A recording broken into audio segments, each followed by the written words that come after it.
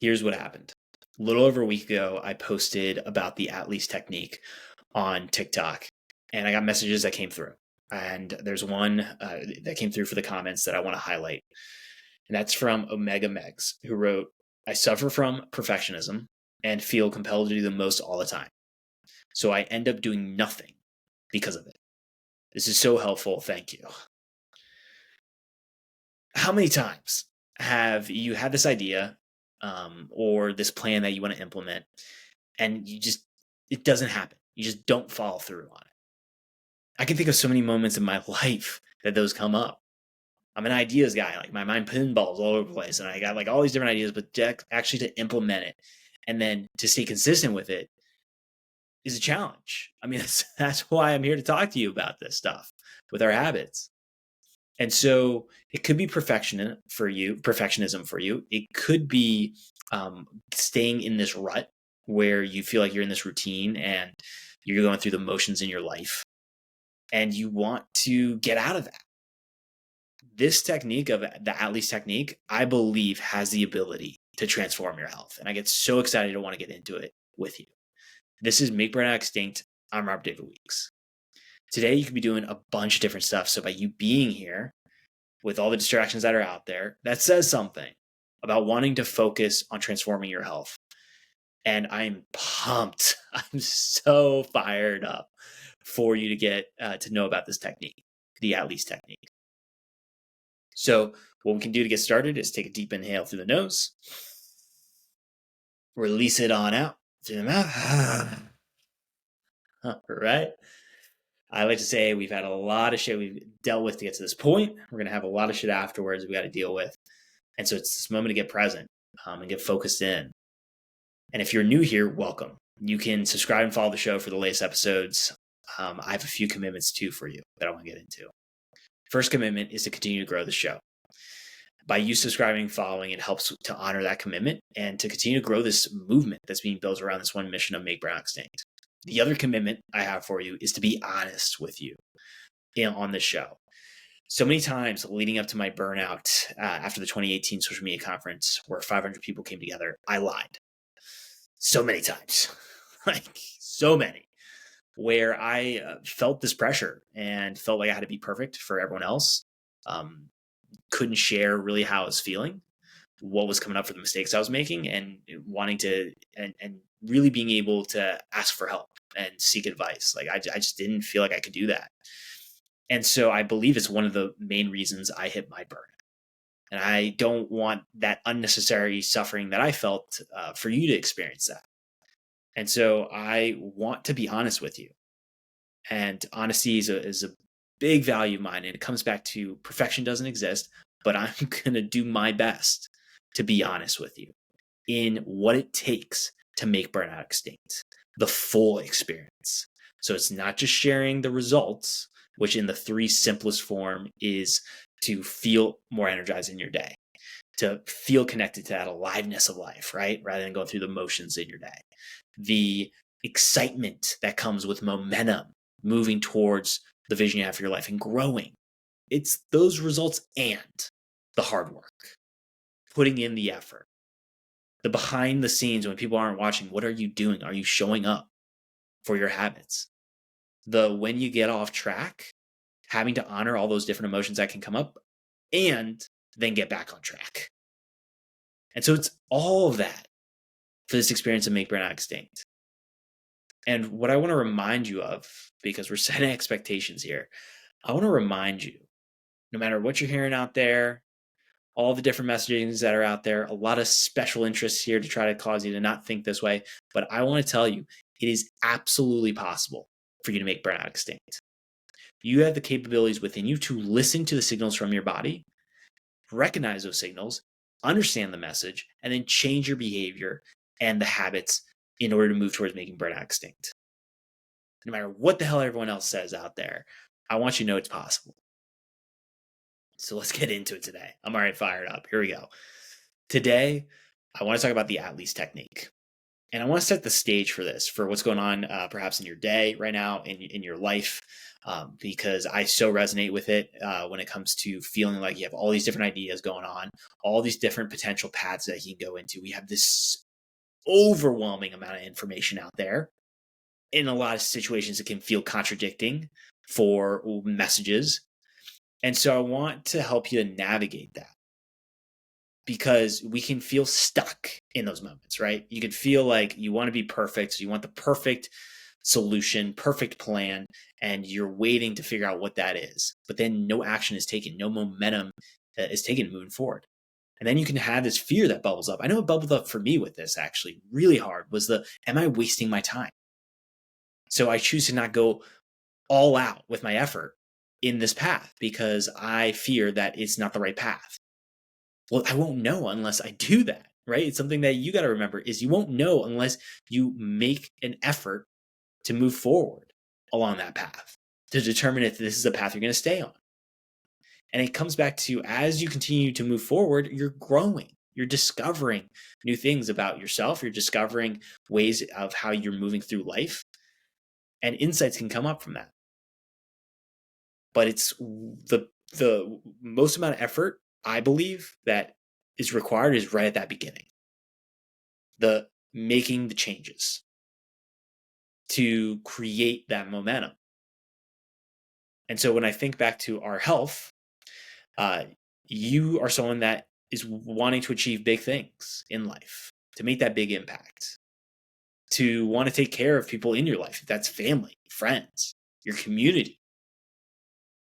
You have this drive to want to go out there and make shit happen for your life, to grow. And I think that's so fucking awesome. And such a powerful gift to have that drive. But what can be put on the back burner as you're focusing on this vision of the impact that you want to make with your work, with how you're impacting the people in your life, is that health can get put on the back burner. Because there isn't any problems that are bubbling up right now. Or if there are, it's just like try to ignore it and continue to focus on the task at hand. And what I can tell you is that I want to help you for the long term to continue to play in the game. And then for you to choose when you decide to stop playing the game of achieving big things and making and moving fast in that in that progress towards the goals that you've set out with your work. I want you to be able to make those choices, not make it where your body forces you to have to make a change. Because I go back to my definition of burnout, which is it is a major life transition that is forced on you by your body. Your body is giving you these signals that are telling you when it comes to the pressure and the tension and the stress that bubbles up and this overwhelm that can bubble up. Your body's letting you know. And there can be a lot of times, I've been there, where you choose to ignore it. You choose to say, like, I'm not going to deal with this shit right now. Like, I got more important things to focus on. I think about that, bills to pay, like making sure taking care of team members, making sure that these projects are moving forward. All of these other things that gets put into focus. And I'm also someone that it can be really hard to focus on multiple things. Like, so you could even argue that you can't. You got to focus on one thing, then move on to the next, for it to be the most effective. And so I really struggle with that. And that could be something too that you're struggling with as well. Is like, how do you bring your health into this? It's something you got to work on. It's something that right now could be really affecting you for your performance. Because again, I go back to this quote that a healthy person has 1,000 dreams. A sick person only has one, and it's to be healthy. And so I want you to create that for yourself of doorways of opportunity for more possibilities in your life, to be able to go and explore what you're capable of and to continue to move in these new levels of life. You can think about it as a video game of having to go through these levels, battle the challenges, which are these bosses, to move on to the next level. And it's making sure that your health is with you along the way. And so what I want to get into with the at least technique is that this, in its simplest form, can create momentum. for you with new changes that you want to implement with habits. So in the age we live in, there's a ton of information out there. I mean, so much info for the direction that you should go into for different habits to implement for your health. There's so many ways you can exercise, so many different types of foods out there that could be energizing for your body and nourishing for you. And so the information, I don't believe, is the issue. It's filtering, taking the time to filter out the right habits for you. And I come back to these habits that I call burnout proof habits. It's the ones that are energizing for your body so that you can continue to be energized in your life and move towards who it is you want to become, the vision you have for your life. And so it's the hard part that can come up a lot of times, where it requires a lot of effort, is actually starting the process of putting in the reps for these habits. And that's something to think about. How many times have you said, okay, I'm going to go and do like that intense workout that I saw, or that 90-day program, or the 75-day program, and then you have two things could happen. One, you don't even do it at all. You like push it off. You'll be like, I get to this tomorrow, get to it tomorrow. How many times does that happen, right? Just putting our focus on to something else. Or you do the program, you do the challenge, but then you stop. You stop showing up for the consistency, or you don't have it at a level that you want it to be at. And you do the stop start, where you feel like you moved one step forward, but now you're taking two steps back. And what I want to remind you is that with anything new, it can create uncertainty in the body. And so with uncertainty, that can create this fear to bubble up, and then a stress response to happen from the body, where it's noticing the perceived threat of this new change. That could be that habit that you're implementing. And you can have natural resistance that then can come up from the body and try to pull you back to your old patterns and your old ways. And this is where you could be going well for your, for let's say your fitness, and you're doing well, and then all of a sudden you, or not all of a sudden, but after a certain amount of time, you stop.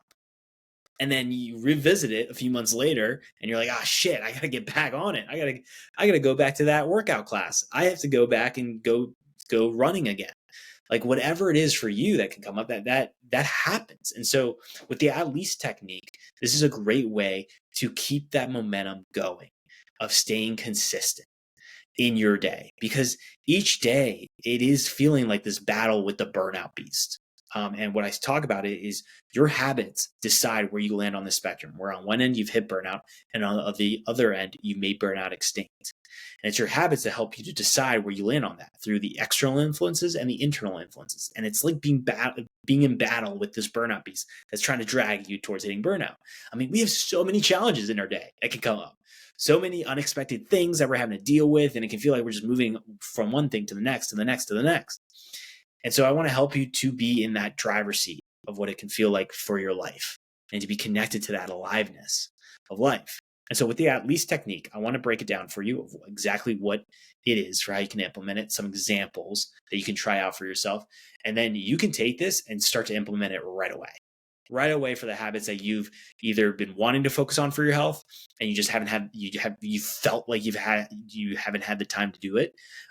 Or it's, you have these habits that you started and you really liked them. It helps you, they felt energizing for you, but then you just forgot about them. Like life just happened and you're just like, ah, shit, I gotta get back to this.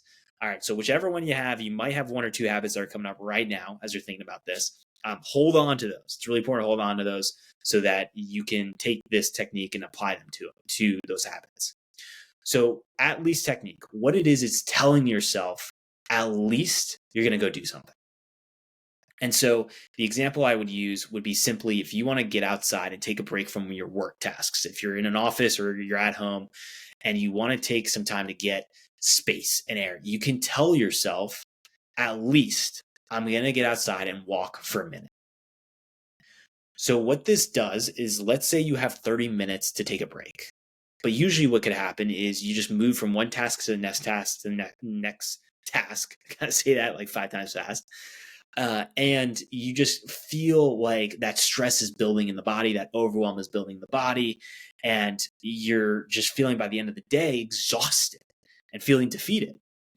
Well, when you can take those moments to create movement in your body, that can help you for your health, for when it comes to movement that literally produces energy in the body. And so when you're able to put focus towards this, that can improve how you're experiencing the day. And so when you can tell yourself, at least I'm going to get out for a minute, that's such a low amount of effort for the body compared to, let's say, 30 minutes of you're going to tell yourself you're going to get out there for 30 minutes of walking. But what happens is that when you have just the minute, it can feel silly to say that, oh, I'm going to just get out for a minute. Like, it's kind of ridiculous, but it doesn't feel as hard. And like, actually with that low amount of effort required, it's going to create this momentum surge of you to actually go do that. And then what happens is once you're in motion, like once you're starting to do a habit, then it's easier for that momentum to continue to do it. So what happens is you go out for that minute, for that walk, but you do have the 29 other minutes, you can stay out there. That's where you don't put a limit to these habits for the at least technique. It's your starter. It's like igniting the fire that's burning inside of you of like, I'm going to fucking work on this for my movement. I'm actually going to stick it out for the next 29 minutes too. So that's 30 minutes total that I'm going to be out here. And so it's great to just be that kick in the ass of like getting after it and going and doing this thing. And so with walking, that could be a great example for you of like, you want to improve your movement and that could be a focus for you for your health. The other one could be staying hydrated. I have my water bottle right here, and what could be a struggle for you is to stay hydrated throughout the day. So what you could tell yourself is you're going to drink at least one bottle before lunch. Like that could be your at least. Or you could say to yourself, I'm at least going to take one sip of water after I finish this work task. And that starts the momentum where then by the end of it, you're having a few of these bottles that you're drinking for the water. And then you can notice the change of how you're feeling for your energy through the day. The other example that I have that could come up is food. So with a lot going on in your schedule, moving constantly from one task to the next one, what can happen is you feel like you don't have any time for making any food at home, right? Even though we could create the time. That's something to go back to the getting in the routines. Like it's comfortable getting the routines and stay in the ruts. And so you're not able to break out of that. And that's where variety can suffer for human need. And then you're not able to really make changes. Like that's where you can feel stuck making changes to your habits. So you could tell yourself in the week, let's say you eat out every single night of the week for dinner. We'll do dinner. This is the one we'll use. Okay, so dinner 7 nights a week. You're eating out. You're going to restaurants. You got meetings. You have no time. You're traveling. All these different things that come up. You could tell yourself that at least you're gonna create one meal by going to the grocery store and getting foods to make your meal for dinner. So the reason why I phrase it that way is because I think about it for travel with me. Like if I'm traveling, what can happen is I can go to the grocery store. I can pick up items that I don't need to use a stove for. And so, there's some pre-made food. Like I think of chicken, there's shredded chicken that I could get. And then veggies chop up, easily can chop it up, like tomatoes could be example, or you can even get some lettuce too. And so, mixing that all up, making a salad could be one example while you're on the road. But if you are at a place where you can cook, then you can tell yourself, hey, for at least one dinner in this week, I'm going to cook it at home. And so it's just one. It's not 6 or 7. That might be the goal. But then you're able to focus on foods that's nourishing for you, healthier food options. And it starts the momentum. And so now you can start to see this pattern where it's to help you to create that burst at the beginning.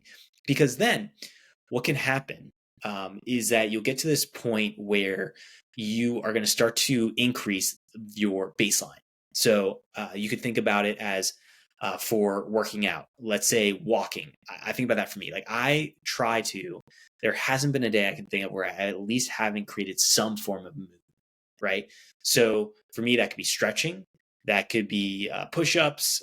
That could be going out for a walk, running, different resistance training with bands. So there's some form of movement there. And I remembered that there would be certain days where I get really busy, like, that idea of busy, like however you want to think about it. I got a lot going on. And what could happen is on those days, I'm not going to have the amount of time that I usually would have to do a bunch of other different types of movement. So yes, my baseline's been raised because I've shown up and I put those reps in, but then I'm going to have the days where it could be easy for me to say, I'm going to take a day off and get off track. And I've taught about it before where perfection doesn't exist. So it's not every day you're going to be perfect. And I've taught about the 90% grace as another tool that you could use. But there are also days where I know I'm creating excuses for myself of like, I'll just get to this tomorrow. Like I won't do it now, where I could actually do something. And a great example that comes up is like right before going to bed, realizing that I could actually get a quick workout in. And what I could do is at least I could do 10 push-ups. That's my rep.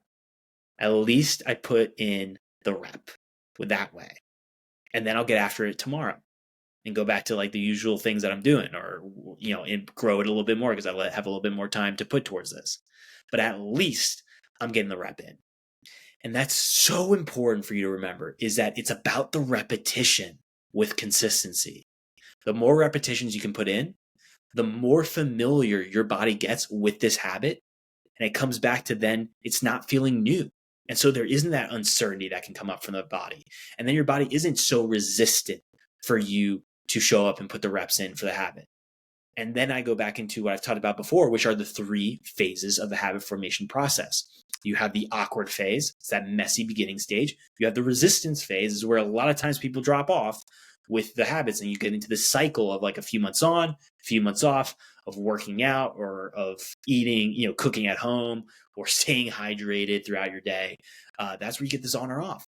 And then the other phase of this, if you can push through that resistance, is then the autopilot phase, where it's very low friction and low effort required to put the rep in for the habit. You're not like needing to rely on like this willpower and this motivator. It's just something you do. It becomes a part of who you are. And to not do it then becomes weird. I think about that with brushing your teeth as a great example for a habit. It's like I brush my teeth, taking care of my teeth, but it'd be weird for me to not brush my teeth, like to consciously do that. And so my focus is to help you get these habits to the autopilot phase. And I won't go too much in depth into this, but you have to remember with these new habits that you're focused on for your health, you're going to have to go through this cycle a few times of going through the awkward phase, the angry phase, and the autopilot phase. It does take a few times, but I want to come back to the more reps that you put in, the better it is for you to move this habit consistently for the majority of the time into the autopilot phase, because it becomes familiar. And when you're familiar with something, there is in certain ways, especially if it's energizing for you, because we do know those things that are familiar that are draining for us. When it's both energizing for you and you're familiar with it, it can feel, the body could feel safe in this of like, oh yeah, this is great for us, so we're going to keep doing this. And then that gets really exciting for then what other possibilities can open up for you for the doorway of your life, and to be able to move into those into those new levels of life. But it comes back to at least putting the rep in and at least getting started in this journey of following through with the habits. And then the reminder, I've taught about it so many times before on this podcast, is to celebrate the effort. Physically celebrate is another one for these habits. And how I do that now is I tap both my shoulders, raise my arms up. I go, yeah, like hell yeah. Back in the day, not where I started, but at least I acknowledged it for my body. And for me, that was a woo, because I was really nervous to want to, celebrate with other people. I felt like people were going to judge me, or like I didn't want to scare people off with like how excited I was about certain things. So what happens when you celebrate is it reminds the body you want more of this with that feeling. And it can be a way for the body to release dopamine, the reward. And so then you're creating an internal reward, which is so helpful to have that, as well as the, to help you with an external reward. Because I'm the type of person where if I have a focus for a health habit, like for a habit that's going to help my health, again, I call them the burnout proof habits that are there to energize you. If I have one of like doing a resistance training workout, and then I say my reward externally is going to be watching my favorite show. After a while, I'll just go to watching my favorite show. So the celebrating helps to create that bridge for me to like stick with this thing. And you might be the same way. I feel like you feel like you are. You could relate to that. So this at least technique is going to be that starter for you. It's going to be the one that's going to kick you in the ass and be like, you got this. You can put those reps in. And so to recap it for you, for the at least technique, it is telling yourself at least you're going to do a smallest form that you can of this habit to get started for that momentum. So if you have 30 minutes for a break to go outside and go for a walk, at least get out there for 1 minute and then keep the maximum open. Don't put a limit to it. You go until, the 30 minutes. And if you have more time, then let it happen. But you don't have to lean in with that. Just your schedule will cause you to have to say, okay, I got to stop doing this. I got to go move back on to the work tasks. So you don't need to put that limit on it.